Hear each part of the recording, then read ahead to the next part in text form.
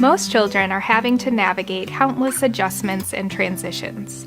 Too often, it's the little everyday changes that spark big behaviors in kiddos. Getting ready for breakfast, brushing their teeth, putting clothes away, turning off the tablet, or going to get in the car. In fact, behavioral outbursts and tantrums most frequently occur amidst a transition, whether it's a new routine or a daily routine. But by helping kiddos learn to cope with the smaller daily transitions, you're preparing your kids to tolerate the larger transitions. I'm Molly Monahan, a child therapist at Kid Matters Counseling, and here are my 3 tips for helping your child manage day-to-day transitions. Tip number 1, track the time and watch the behavior. The first tip is getting curious, almost as if you zoom out to a bird's eye view of the situation. Get curious about the time of day that behaviors most likely occur, the type of transition, and activities being transitioned to or from. Maybe you'll find that there's a pattern, the transition off of technology, or the transition to come and sit down for homework. Or maybe it's getting ready for bed.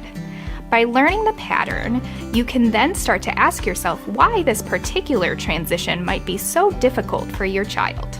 Here's a practical tip. Make a 7-day calendar and put it on the refrigerator.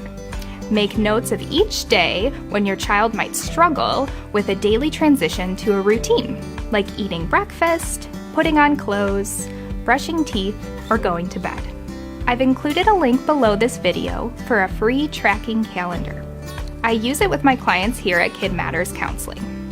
Tip number 2, make the unknown known. Transitions are full of uncertainty, and what we know about the brain is that it often registers the unknown as threatening.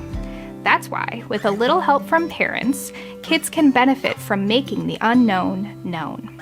An example of this is giving prompts with an indication of how much time is remaining and an activity that can help the child prepare for the adjustment. For example, try saying to your child, "In 30 minutes, we are going to get into the car to go to the store. In 20 minutes, we are going to get into the car to go to the store. Can you pick out your favorite toy to bring with us? And then in 10 minutes, we are going to get in the car. Let's find your shoes and your jacket.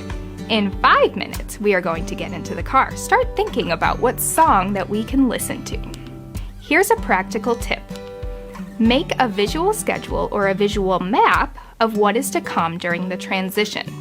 For example, first we put on shoes and hat, then we walk to the car, we'll drive to the store, and then we'll get milk, eggs, and anything else. Draw out a map or a comic strip together of what to expect. This strategy can work for everyday transitions, such as getting ready for school, sitting down for dinner, preparing for bed, and even bigger transitions, like a doctor's appointment, or getting ready for a new family member, when the uncertainty might be a bit greater. Tip number 3, regulate while you transition. The third tip provides you with a few options for adding regulation strategies into the transition itself. If your child has a hard time with transitions, it's helpful to use both language and an experience or task. Once you prepare your child for a change, it can be helpful to give their body a way to regulate during the change. This might mean paying attention to their 5 senses. Here's a practical tip. As you walk towards the bathroom to brush your teeth before bed, you play a game of I Spy. Ask your child to notice 3 green items. Maybe you hum a tune and see if they can repeat it, and then switch roles. Another great way to get the body moving is to come up with some fun and active ways to move from one place to another. For example, let's stomp our feet when we walk to the kitchen for dinner. Let's walk only on our tiptoes, and now only on our heels. Let's slide our feet without lifting them up or swing our arms like monkeys. I wonder if you can do jumping jacks while you put on your jacket.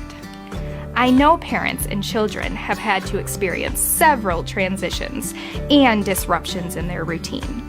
If your child is experiencing anxiety and is displaying behavioral concerns around transitions, and you would like extra support for them and how you can confidently parent them through their routines, reach out to us today. We are here to help.